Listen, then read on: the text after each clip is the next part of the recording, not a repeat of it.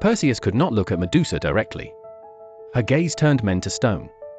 So he approached backwards, using his shield as a mirror, and cut off her head. This is not just mythology. It is precise instruction disguised as adventure. The hero advances toward what terrifies him using indirect means. Every culture encoded this same truth in its stories. The dragon must be faced. The underworld must be entered. The monster must be approached, not fled. These were never mere entertainment. They were training manuals for the psyche. Maps showing that the only way out is through.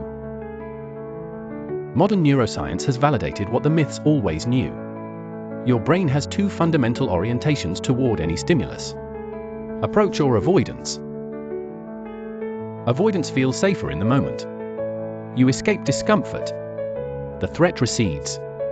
Your nervous system rewards you with relief. This is the trap. Every time you avoid what frightens you, your brain records a lesson. That thing was dangerous. I survived by fleeing. Avoidance saved me. The fear grows stronger with each retreat. The territory of your life shrinks. What you will not face becomes what controls you. Approach creates the opposite spiral. When you move toward fear and survive, your brain updates its threat assessment. That thing was less dangerous than predicted.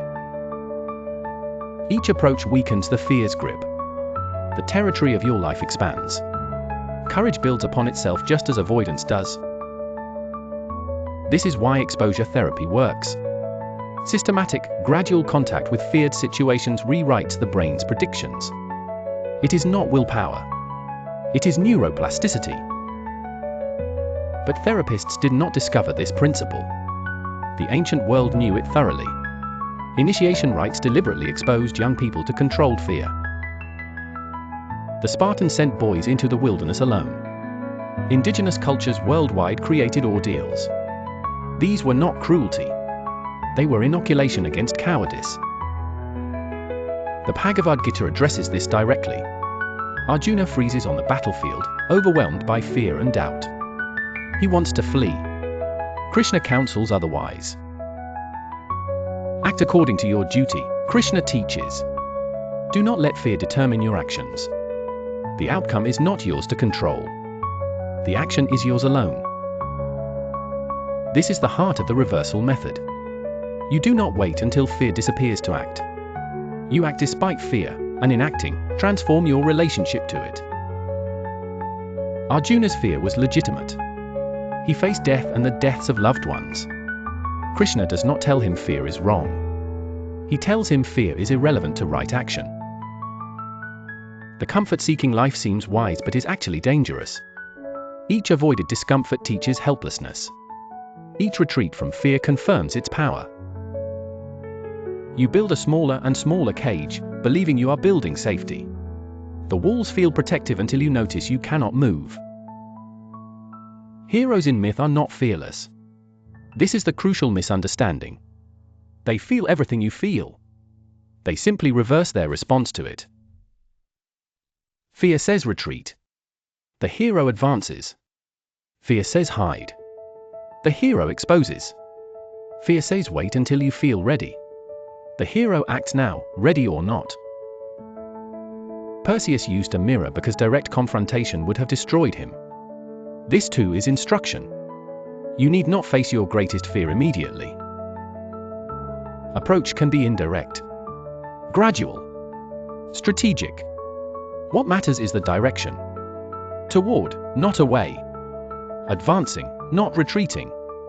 One step at a time. Here is your micro-reversal practice. Identify one thing you have been avoiding. Not your deepest terror. Something manageable but persistently dodged. Tomorrow, take one small step toward it. Not the whole journey. One step.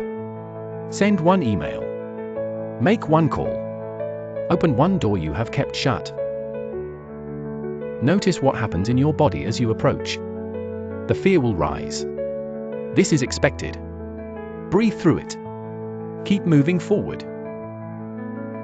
After you complete the step, notice the aftermath. The fear predicted catastrophe. What actually occurred? Let your nervous system register the update. Repeat this daily with small fears. You are training a capacity, not conquering a single enemy. The muscle of approach strengthens with every repetition. The myths promised that treasure lies guarded by dragons. They promised that the monster's lair contains the very thing you most need. They were telling the truth. What have you been avoiding that might contain exactly what you seek? What would shift if you reversed your direction just once today? If you are ready for systematic courage training integrating mind, body, and spirit, visit maaoot.org. The reversal awaits. So does everything you have been afraid to claim.